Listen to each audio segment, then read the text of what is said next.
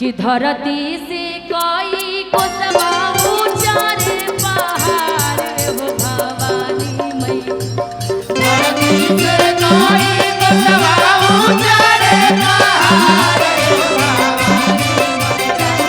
धरती से कोई को सवा ऊंचा रे पहाड़ हो भवानी मैया कि हो भवानी।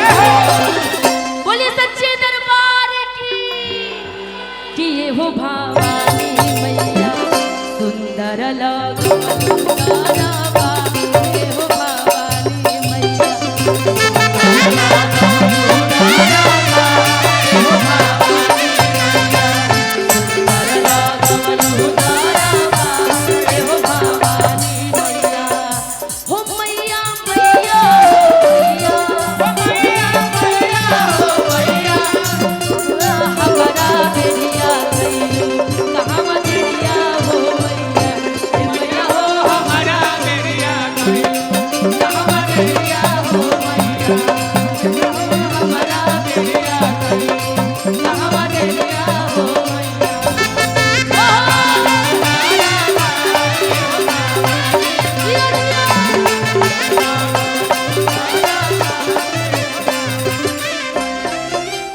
जगदम्बा कहे केहू तेरा वाली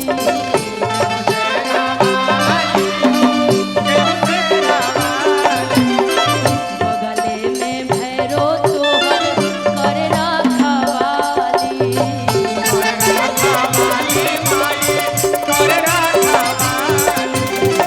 केहू जगदम्बा कहे केहू तेरा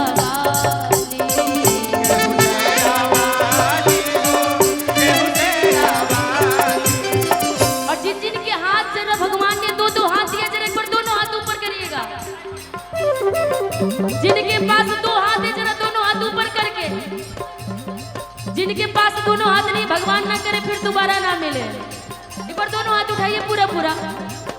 बोलिए सच्चे दरबार की अपने अपने माता पिता की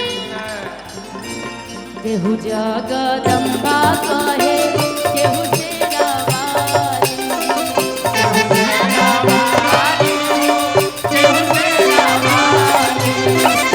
बगले में भैरो तोहर करे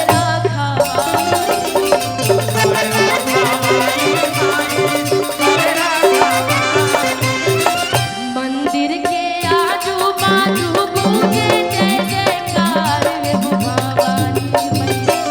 मंदिर के आजू बाजू गूंजे जय जयकार रे भवानी मैया कि हो भवानी सुंदर लगो सुंदरवा ये हो भवानी मैया।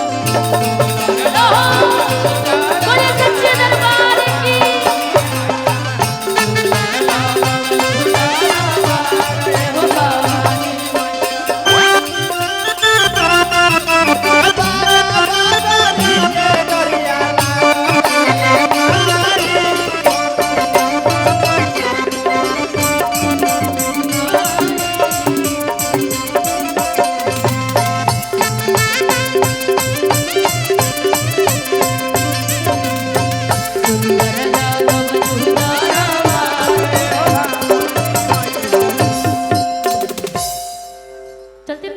चलते रहिए।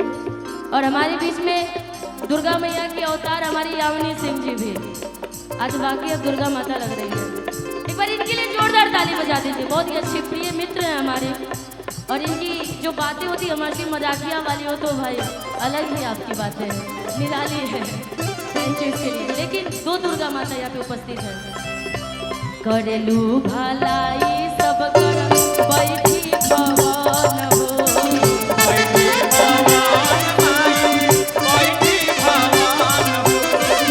राजा फकीर सभे करे दरसन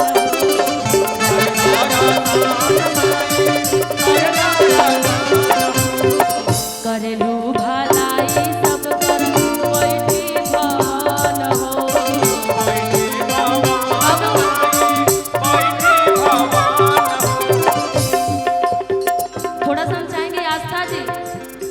रखवानी जी और हमारे यामिनी जी कि छोटी सी बउआ को नचाना है, हमसे तो ये नहीं नाच रही, आप लोग शायद नचा दें, थोड़ा सा हिला दीजिए तो अच्छा लगेगा। आप तो हिला सकते हैं।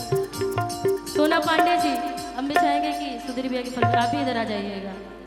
कि करेलू भलाई सब कर बैठी भवन हो,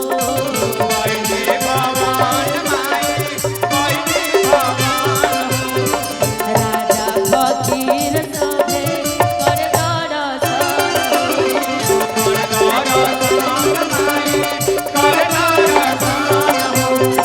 सुधीर रामेश पर मैया करा उपकार हो भवानी मैया, सुधीर रामेश पर मैया करा उपकार हो भवानी मैया, कि हो भवानी सुंदर लगवल तारा ऐसे वाला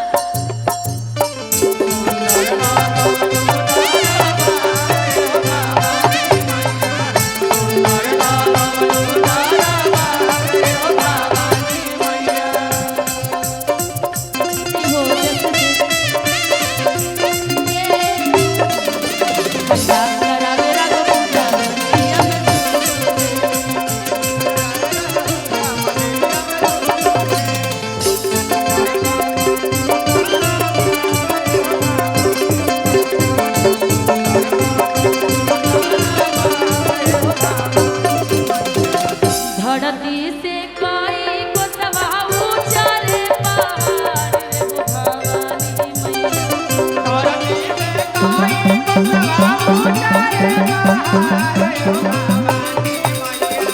धरती से कोई को सवाऊ चले पहाड़ रे भवानी मैया, कि हो भवानी मैया सुंदर लगवल तारा हो भवानी मैया, सुंदर लगवल तारा हो भवानी मैया, सुंदर लगवल तारा हो भवानी मैया, सुंदर लगवल तारा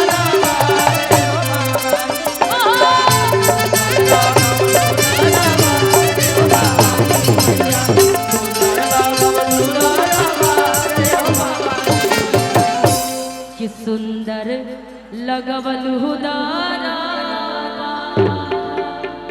कि हो भवानी मैया।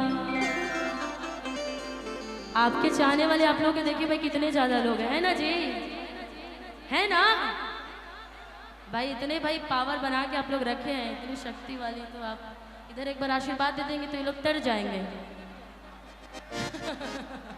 तर गए ना जी, पक्का। आइए कि कोट देते रहेगी एक लास्ट गीत, उसके बाद से फिर हमारे बीच में सभी कलाकार हैं। ना ना, अरे आप ऐसे बैठ जाएंगे तो कैसे चलेगा। आस्था जी आप भी नहीं, सुधीर भैया की इधर से वो देख रहे हैं नजर से, इधर उनकी फरमाइश